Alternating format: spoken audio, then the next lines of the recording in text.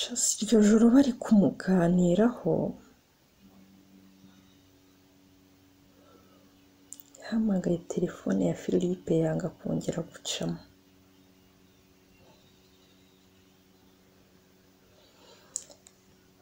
We yahise atangira kurira. Se n'iki ntakoze kuko? Se n'iki ntakoze ngo ubone ko ngukunda?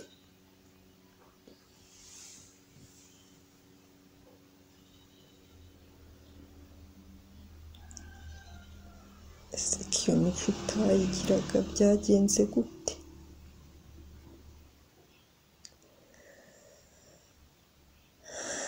Ahita ahamagara inshuti yabo we na Marie, Mishu.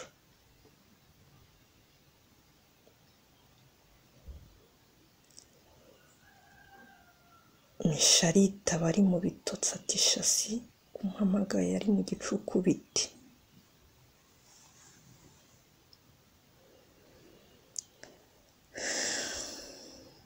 Shasi mu marira menshi.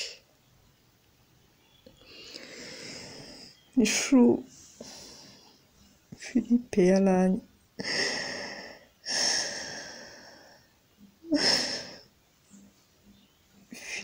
yaranyanze.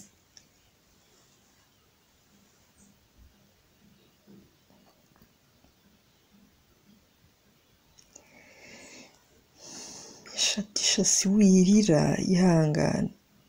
Ninde wakubwiye ko yakwanze? Asigaye yirirwana n'abandi bakobwa, ntagishaka kumvugisha kuri telefone. Ati sibyo ubifitiye gihamya?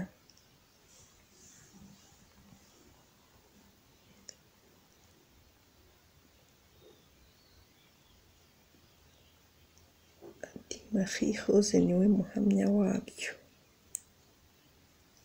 Wirirwana nawe abona ibyo akora mu biro.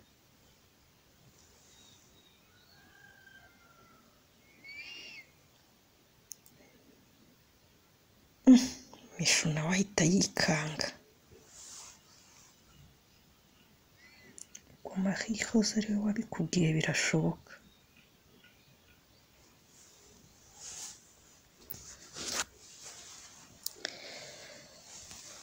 Shasi ati yewe nibyo rwose.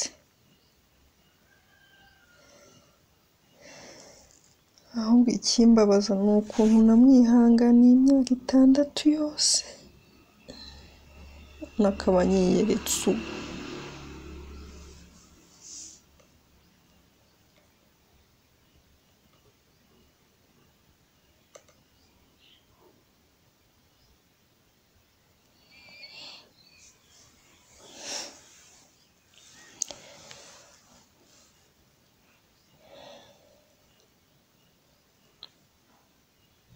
Shatasi tasubu Shasi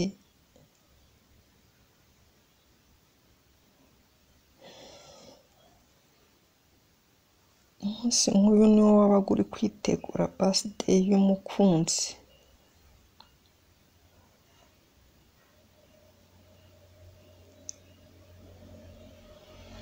Uribuka ko ari muri uku kwezi ariko?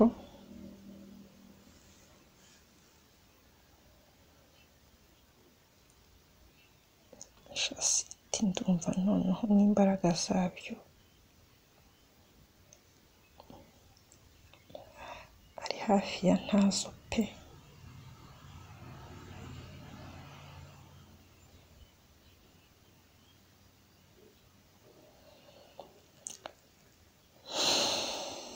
Agataho Marie Rose yandikira ubutumwa bugufi Philippe ati hari icyo nshaka kukubwira.